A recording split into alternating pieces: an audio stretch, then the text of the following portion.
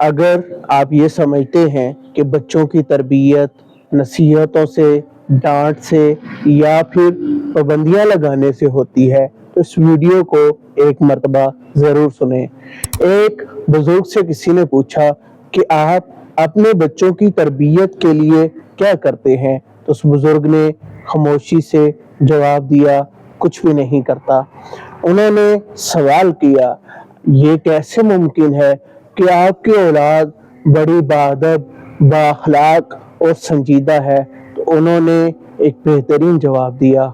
उन्होंने कहा कि मैं खुद को एक मिसाली वालिद बनाने की कोशिश करता हूँ और मैं अपने आप की तरबियत करता हूँ, इसलिए कि बच्चे अल्फाज से नहीं सीखते, बच्चे हमारे अमाल देखते हैं। बच्चे नसीहतों पर अमल नहीं करते, बच्चे हमारा किरदार देखते हैं।